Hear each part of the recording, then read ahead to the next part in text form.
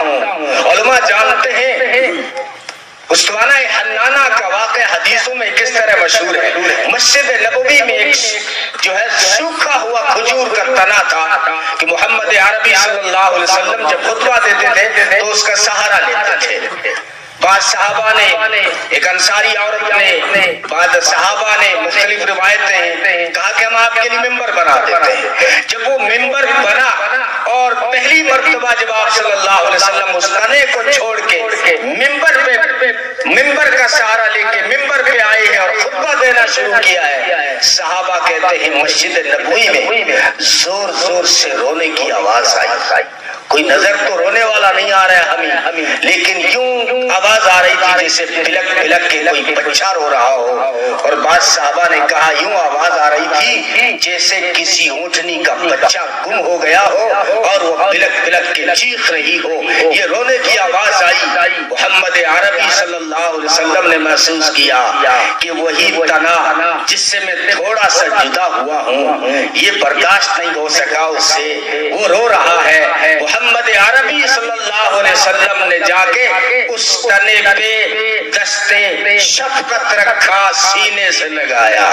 ہمارے یہ آقا تھے جو سوکھے ہوئے تنوں کو سینے سے لگایا کرتے تھے۔ مسلمانوں، غریبوں کو سینے سے لگایا کرو، یتیموں کو سینے سے لگایا کرو۔ محمد عربی صلی اللہ علیہ وسلم نے سوکھے ہوئے تنے کے اوپر دست شفقت رکھا ہے، یہ ان کی اہم سنت ہے کہ تم بھی یتیموں کے سر پہ دست شفقت رکھا کرو۔ تمہارے ہاتھ کے نیچے جتنے بال آئیں گے اتنے گناہ معاف ہو جائیں گے۔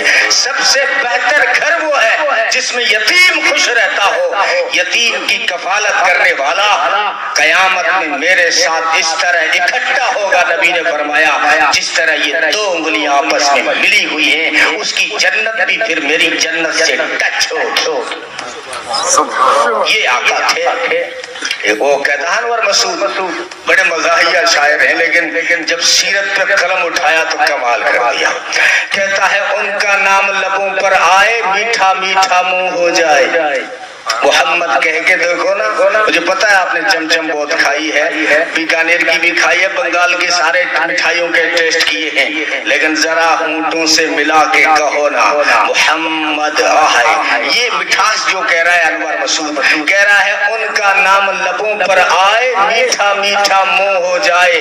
ان کے بول بہاروں جیسے اور اصحاب ستاروں جیسے، ان سا پیارا اور نہ کوئی، ان سے بچھڑ کے لکڑی روئی۔ یہ اسی واقعے کا ذکر کر رہے ہیں کہ ان سے بہتر اور نہ کوئی، ان سے بچھڑ کے لکڑی روئی۔